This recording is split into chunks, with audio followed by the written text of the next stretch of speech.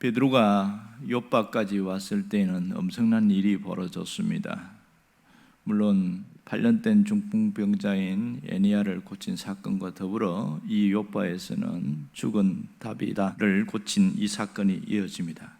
보통 우리는 그러면 그냥 큰 사건이 끝난 이후에는 다시 자기가 있던 원래 지역으로 가거든요. 그러니까 지난번에 빌립이 사마리아에서 전도해서 폭발적인 부흥이 일어났지 않습니까? 그 소식을 들은 베드로와 요한이 사마리아 지역에 가서 안수했을 때 성령이 임하는 사건이 있었습니다. 그 이후에 그들은 다시 예루살렘으로 돌아갔습니다. 정상적으로 보면 이 베드로가 예루살렘으로 돌아가는 게 맞는데 가지 않고 오히려 무두장이 집에서 머물고 있습니다. 얼마나 머물렀을까? 도대체 왜 머물렀을까? 전혀 거기서 대해서는 나타나지 않습니다만은 오랫동안 무두장이 집에서 머물러 있는데 하루는 기도할 마음이 생겨서 오늘 성경에 나오면 보면 6시에 기도하러 갔다. 6시면 더하기 6을 하면 되니까 우리나라 시간으로 하면 낮 12시가 되겠습니다. 자, 이 낮 12시에 기도한 것을 한번 주목해 보십시오. 지금 장소는 무두장이 집의 지붕입니다. 우리처럼 이렇게 비스듬하게 되지 않고 편편하게 됐기 때문에 그 지붕은 얼마든지 기도할 수 있는 곳이지요. 그러면 유대 시간으로 6시, 우리나라 시간으로 12시에 기도하는 것은 그것이 이스라엘의 전통인가 그렇게 생각하고 있습니다. 시편 55편 17절에 보면 다윗이 3번 기도했는데 하루에 3번 기도하면서 아침과 낮 12시와 저녁에 기도했다. 그래서 이렇게 기도한 것이 나옵니다. 이것은 율법의 절대적인 명령이 아니고 그 당시의 관습이었습니다. 그러면 2000년 전에도 항상 그렇게 기도했는가 하는 점입니다. 그런데 로마 역사가 요세푸스의 기록에 보면 이 당시에 유대인들의 기도 시간은 달랐던 걸 알 수 있습니다. 이른 아침과 오후 3시와 또 황혼역에 기도를 했다 이렇게 말하고 있습니다. 이 요세푸스는 아주 유대의 신앙생활과 그 관습에 정통한 사람입니다.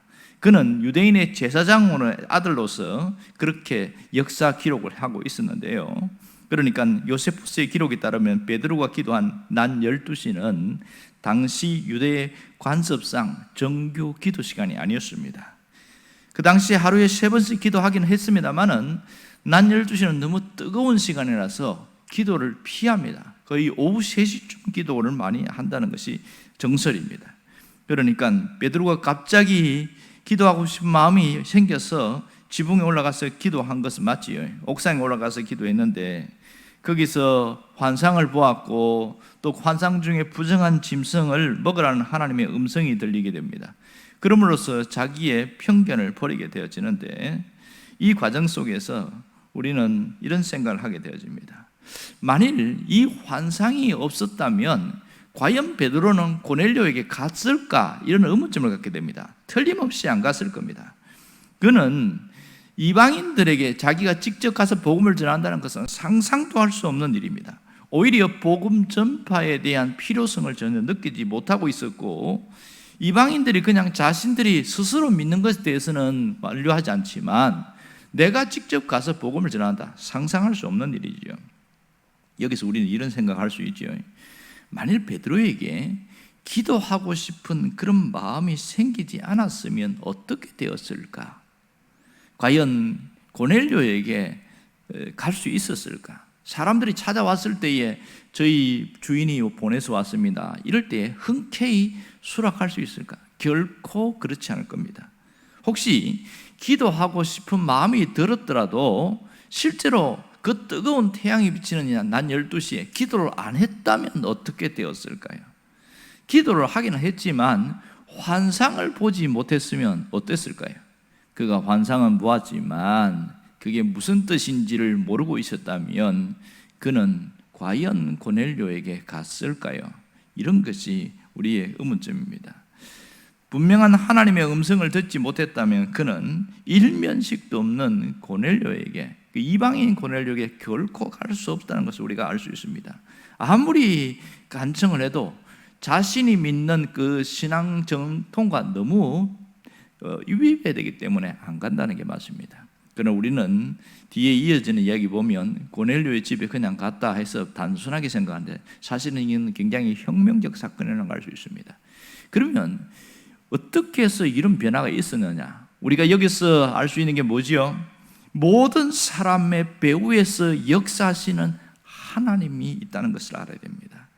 모든 큰 사건의 물줄기에는 그 배후에서 치밀하게 역사하시는 하나님이 계셨다는 것을 우리가 놓치지 말아야 됩니다. 가이사랴에 있는 고넬료에게 요빠에 있는 베드로를 청해라고 명령하신 분도 하나님이시고, 또 고넬료가 베드로에게 보낸 이 세 사람이 베드로를 만나기 전에 바로 그 직전에 바로 기도하게 하신 분도 하나님이시라는 것을 알 수 있습니다. 그리고 정규 기도 시간도 아닌 낮 12시에 느닷없이 기도할 마음이 강력하게 불일 듯 일어서 그렇게 기도하게 된 것도, 그 마음도 하나님이 주셨다는 것을 알 수 있습니다. 물론 그가 기도할 때에 환상이 열리고 그 환상의 내용의 뜻까지도 분명하게 이야기한 것도 하나님이심을 우리가 알 수 있습니다. 그 환상 때문에 지금까지 베드로가 갖고 있는 모든 편견을 깨워주시는 것이 바로 하나님이셨습니다.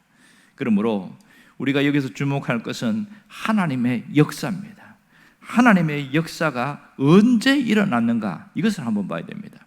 오늘 9절 말씀에 보면 이튿날 이렇게 이야기합니다. 이튿날, 이 한날의 기준을 봤을 때에 그 다음 날을 이튿날이라고 말합니다. 다시 말하면 이튿날은 기준일, 오늘의 내일을 말합니다. 즉시 미래가 이야기인데, 고넬료의 기도와 그 구제를 하나님이 받으시고 기념비로 삼으신 날이 그 전날이었습니다. 그때에 주님이 그 기도를 응답하시는데 언제 응답하셨냐? 이튿날 응답하셨습니다. 이튿날, 그날에 고넬료에게 하나님이 사람을 보냈고 다음 날인 그 이튿날에 베드로가 기도하기 시작했던 것이죠. 그러니까 하나님께서는 그날의 이튿날, 다시 말해서 그날의 미래에도 고넬료를 위해서 한치 없이 역사하셨다는 것을 우리는 성경을 통해서 보게 되어집니다. 고넬료를 위한 하나님의 역사는 어제뿐만 아니라 이튿날, 오늘, 그리고 다음 날도 반복되어서 역사하고 있습니다. 놀라운 것은 이 9장에서 이튿날이 또 나옵니다. 23절에 보면 베드로가 불러들여 유숙하게 하니라 이렇게 말합니다. 그러면서 이튿날 일어나, 그러니까 이 베드로를 찾아오신 그분을 모셔가기 위해서 온 그들을 낮 12시면 바로 출발할 수 있는데 안 하고 그 무두장인 집에서 하룻밤 같이 지내게 됩니다. 그리고 그 이튿날에 다시 출발해서 가는 것을 볼 수 있습니다. 자, 이렇게 해서 요빠로 가는데 24절에도 보면 또 이튿날이라는 단어가 나와요. 이튿날 가이사랴에 들어가니 고넬료가 그의 친척과 가까운 친구들이 모여 있었다. 그러면 이 베드로가 그 고넬료에게 간 날은 언제입니까? 지금 요빠에 있는 베드로에게 온 3명의 종들과 군인은 바로 이튿날 왔어요. 그리고 나서 그 하룻밤 더 지난 이튿날에 출발을 했습니다. 그날 바로 도착한 게 아니고 그 다음 이튿날, 그러니까 이튿날, 그리고 그 이튿날에 이 고넬료에게 도착했다는 것을 알 수가 있습니다. 놀라운 것은 하나님은 오늘뿐만 아니라 그 이튿날에도, 그 이튿날에도 주님이 역사하셨다는 사실입니다. 여기서 우리가 깨달을 수 있는 영적인 진리가 무엇일까요? 하나님의 역사는 현재에도 역사하지만 이튿날에도 역사하시는 하나님입니다. 하나님의 역사를 우리가 볼 수가 있습니다. 분명히 고넬료에게 응답한 것은 그 며칠 전이었습니다. 오늘 이 종들이 온 것으로 비교하면 하루 전이었어요. 그날에 응답하셨는데 그 응답의 역사는 그 이튿날에도 계속되었고 그 다음 이튿날에도 계속되었고 마지막 4일째 되는 이튿날까지도 응답의 역사가 계속되었다는 걸 알 수 있습니다. 여기서 현재 역사하신 하나님은 오늘의 이튿날인 내일까지도 역사한다는 사실입니다. 하나님은 오늘뿐만 아니라 이튿날에도 우리의 미래를 책임져 주시는 분임을 우리의 마음에 각인시켜주고 있습니다. 그런데 믿는 사람들 중에서 어떻게 살아가고 있습니까? 가끔 이런 분이 있어요. 사람들이 중에서 과거의 굴레에 매여서 살아가면서 수없이 일어나는 오늘을 잊어버리고 살아갑니다. 과거의 굴레입니다. 몸은 현재에 살고 있지만 생각은 과거에 묶여 있어서 도무지 일어날 수 없어서 그 과거의 찌꺼기에 현재가 소멸되어 버리는 그런 삶을 사는 안타까운 사람들이 있다는 사실입니다. 여러분, 그리스도인은 누굽니까? 하나님의 자녀가 된 사람을 그리스도인이라고 이야기하고, 이 그리스도는 이 세상을 살아갈 때에 과거에 묶여 사는 사람이 아니라 현재의 하나님을 믿고 사는 사람입니다. 그러므로 이 세상의 현재가 정말 보배롭고 소중한 날이라는 것을 깨닫고 살아가는 사람들이 진정한 그리스도인의 사람이라는 것을 우리가 알 수 있지요. 그렇다면 우리가 살아온 그 날은 소중하지 않은 게 하나도 없다는 것을 알 수 있습니다. 사실 어제도 중요해요. 그리고 오늘도 더 중요합니다. 놀라운 것은 비록 어제의 삶이 마이너스 삶으로 점철된 그런 삶이라 할지라도 하나님 앞에 갖고 나오면 플러스로 바꿔준다는 사실이에요. 과거의 삶은 아픔과 괴로움이었지만 하나님께 갖고 나오면 그것을 치유와 성숙함으로 바꾸어 주신다는 사실입니다.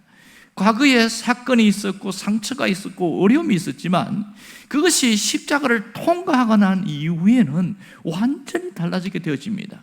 그 과거의 사건이 있었기 때문에 그 사람들을 보듬어 줄 수가 있었고 이해할 수가 있었고 내가 더 성숙한 모습으로 갈 수 있었다는 것이지요.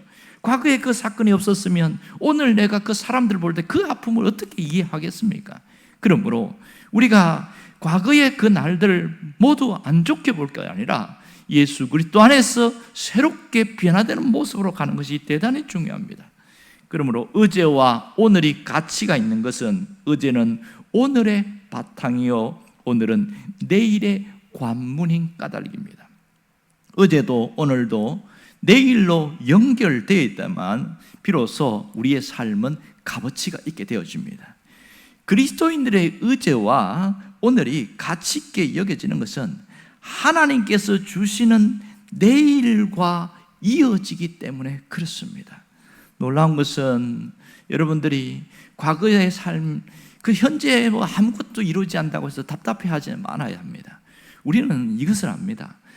이 사울이 극적으로 다메섹에서 이렇게 개종한 다음에 그가 예수를 전하고 할 때의 반응은 시원찮았습니다.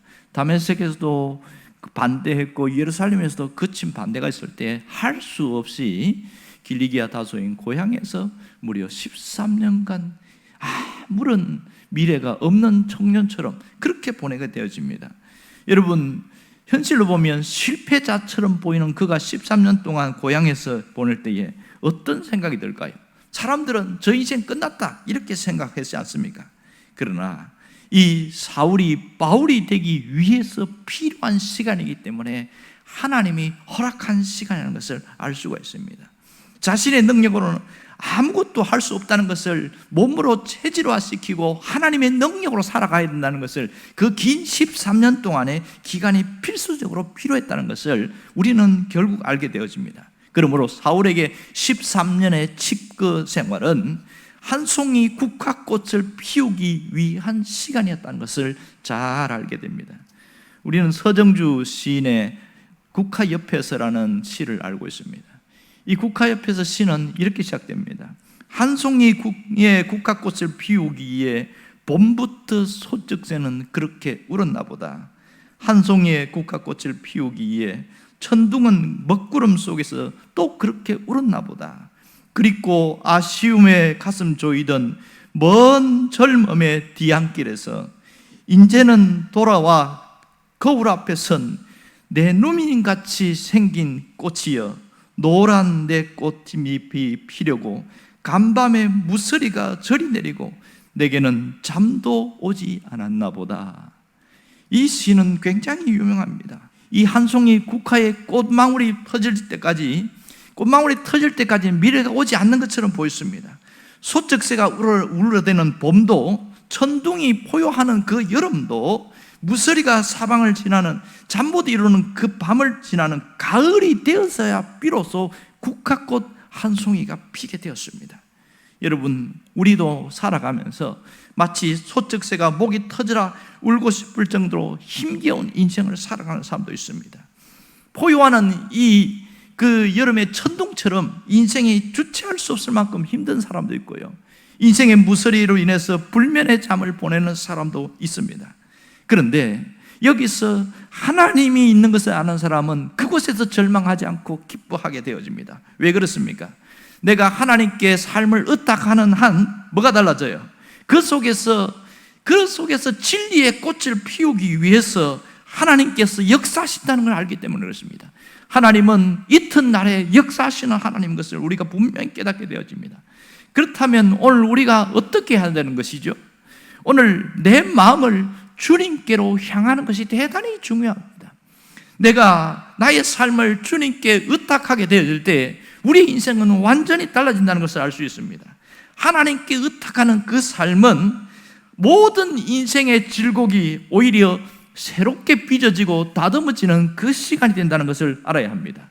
눈부신 이튿날을 위하여, 보배로운 내일을 위하여, 아름다운 미래를 위하여 오늘 현재 역사하시는 그 하나님을 붙들고 내 인생을 의탁하고 살아갈 때는 완전히 달라집니다. 그러므로 오늘 하루를 귀하게 여기고 오늘 하루에 역사하시는 하나님을 의식하고 살고 인식하고 살고 붙들고 살려고 해야 됩니다. 그럴 때에 모든 오늘이 보석보다 더 값진 내일로 달라지는, 우리가 진리를 담는 그릇으로 빚어질 것입니다. 여러분이 그 사람 되기를 주의 이름으로 축원합니다. 기도하겠습니다.